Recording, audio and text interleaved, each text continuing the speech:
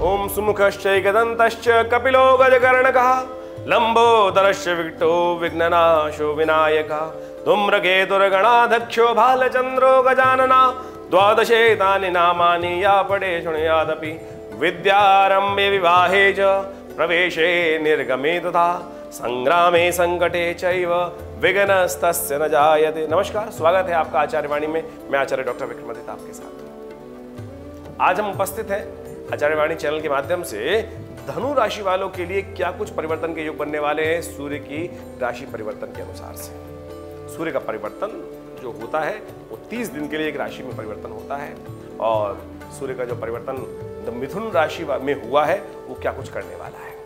देखिए, मिथुन राशि धनु राशि वालों को समझ लेना चाहिए कि आपके सप्तम भाव में सूर्य आ रहे हैं, और सप्तम भाव में सूर्य चलेंगे 30 दिन। जब 30 दिन ये सप्तम भाव में सूर्य चलेंगे, क्या कुछ करने वाले हैं आपके लिए। आपके सूर्य आपके भाग्योदय करने के योग बना सकते हैं, क्योंकि भाग्येश है सूर्य आपकी राशि के अनुसार से, और भाग्येश जब सम्मुख आ जाए तो बड़ा महत्वपूर्ण योग बनाता है।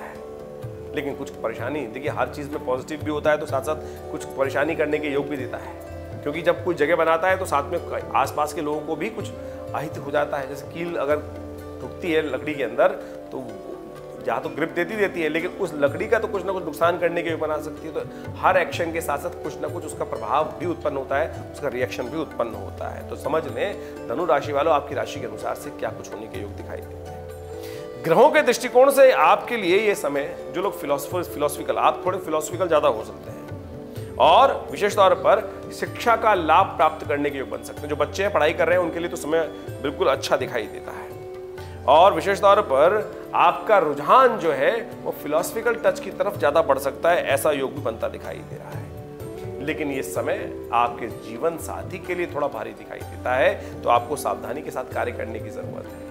उनका स्वास्थ्य का ध्यान रखने की जरूरत है, साथ साथ अपने स्वास्थ्य का भी ध्यान रखने की जरूरत है।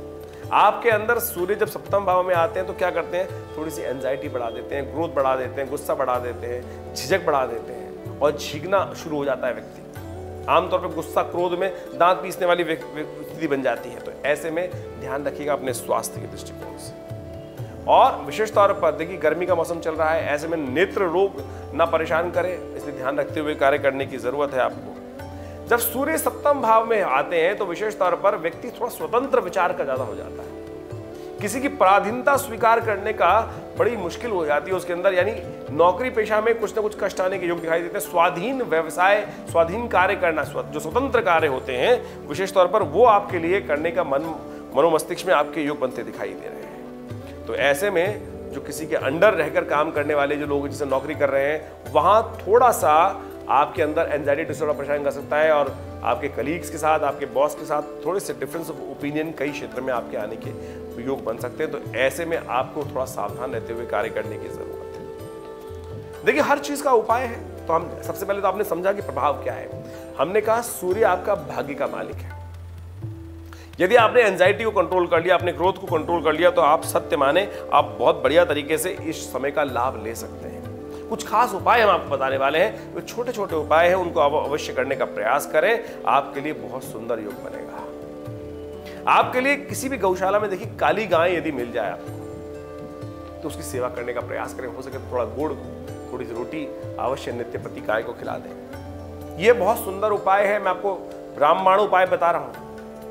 किसी और रंग की गाय की अपेक्षा काली गाय का विशेष तौर पर सेवा करना बहुत ज्यादा आपके लिए कल्याणकारी योग बनाने वाला है, और आपके विशेष तौर पर कई प्रकार के ग्रहों के दोषों को दूर करने वाला है। नित्यपति भगवान सूर्य को अवश्य जल दें, और रविवार को हो सके तो मीठा खाएं, नमक का त्याग करें। नमक का त्याग करें। आप मीठा खाने का मतलब केवल ये होता है कि आप शुगर पेशेंट हो जाए, कोई व्यक्ति कहे आप मीठा खाने को कह रहे हैं, तो मैं वो उस हिसाब से नहीं। अगर शुगर पेशेंट है तो अपनी डाइट का ध्यान रखते हुए कार्य करें, लेकिन नमक का त्याग करना परम आवश्यक है, क्योंकि आपके नमक के त्याग करने से आपके कष्ट के योग बन सकते हैं। आपके नमक के त्याग करने से आपके कष्ट के निवारण करने का योग आप अवश्य बना सकते हैं। संक्रांति जब हो, मिथुन संक्रांति वालों के लिए विशेष तौर पर जब समय होता है, तो ऐसे में शास्त्र के अनुसार से कहा गया है कि अन्न का दान, वस्त्र का दान, दूध का दान, दही का दान सबसे कल्याणकारी होते हैं। तो ये अवश्य दान करने का प्रयास करें, इससे आपके बहुत सारे जो सूर्य के दुष्प्रभाव हैं वो दूर हो सकते हैं। सूर्य भाग्य जगाने का योग बना सकते हैं। लेकिन आपको ध्यान रखना है, जो हमने आपको छोटी सी बात बताई है, अपने जीवन साथी के संबंध में उनके स्वास्थ्य पर उनके लिए थोड़ा समय भारी दिखाई देता है। तो धनु राशि वालों, इस सब चीज़ को समझते हुए कार्य करना आपके लिए परम आवश्यक है। और बेकार की बातों में गुस्सा मत कीजिएगा, समय को यूटिलाइज करते हुए कार्य करेंगे तो बहुत सुंदर तरीके से इसका लाभ ले सकते हैं। नित्यपति भगवान सूर्य को जल दें, अर्घ दें, और उस अर्घ में विशेष तौर पर थोड़ा रोली और पीला पुष्प डालकर ओम घृणी सूर्य आदित्याय नमः या ओम केवल सूर्याय नमः, भास्कराय नमः, दिवाकराय नमः, कुछ भी मंत्र आपको याद हो, गायत्री तो याद हो गई होगा, उसके द्वारा आप भगवान सूर्य को अवश्य जल देने का प्रयास कीजिए। देखिए परिवर्तन का योग बनेगा, आपके लिए समय पॉजिटिव हो सकता है। जिन जिन क्षेत्रों में पॉजिटिव है हमने आपको बताया है, और उन क्षेत्रों में उसके अनुसार से परिवर्तन करते हुए काम करें, आपके लिए बहुत सुंदर योग बना सकते हैं। खासतौर पर जीवन साथी, जो लोग वैवाहिक योग हैं उनके लिए हमने खास बताया है कि अपने जीवन साथी के निमित्त आप एक काम करें, उसके लिए उपाय बता देते हैं आपको। तो काली मिर्च के द्वारा महामृत्युंजय मंत्र का थोड़ा यज्ञ कर लें। देखिए मैं कई बार यज्ञ के बारे में बताता हूँ, इस बात को आपको समझना चाहिए कि यज्ञ जब से ज़्यादा लाभदायक स्थिति हो सकती है यज्ञ के द्वारा। और हमारे आश्रम में तो नित्यपति यज्ञ होता ही है, रविवार में आप उसमें अवश्य सम्मिलित हो सकते हैं। तो धनु राशि वालों, अपॉर्चुनिटीज का फायदा उठाइए। रविवार के दिन जो आश्रम में यज्ञ होता है, काली मिर्च के द्वारा महामृत्युंजय का यज्ञ मंत्र से यज्ञ कर लें। काली मिर्च के द्वारा महामृत्युंजय मंत्र से यज्ञ करने से कहा जाता है कि स्वास्थ्य की कैसी भी विकट से विकट समस्या हो उसको निवारण करने के लिए रास्ता बन जाता है। आशा करते हैं आप इन सब समस्त सुझावों को समझेंगे, उपाय करेंगे, कार्य करने से लाभ प्राप्त होगा। और तो और एक बात और ध्यान रखें, दूध के द्वारा भगवान शिव का अभिषेक नित्यपति शाम के समय करें। ये भी बहुत चमत्कारी उपाय है। आपको खासतौर पे जो हमने बताया कि जीवन साथी के लिए समय भारी है, तो आप उनके निमित्त और आपके लिए, आपके क्रोध को ठीक करने के लिए बहुत सारे दूध के द्वारा भगवान शिव का अभिषेक, ये जबरदस्त उपाय करेगा, कल्याणकारी योग बनाएगा। ओम हंग जूम सह या ओम नमः शिवाय इस मंत्र का जप करते हुए नित्यपति भगवान सूर्य, भगवान का विशेष तौर पर आशुतोष का ध्यान करते हुए उनका अभिषेक कर लीजिए नर्मदेश्वर शिवलिंग पर। कल्याणकारी योग बनेंगे, आपके समस्त अनिष्टों को दूर करने का अवसर आपको प्राप्त होगा। धन्यवाद।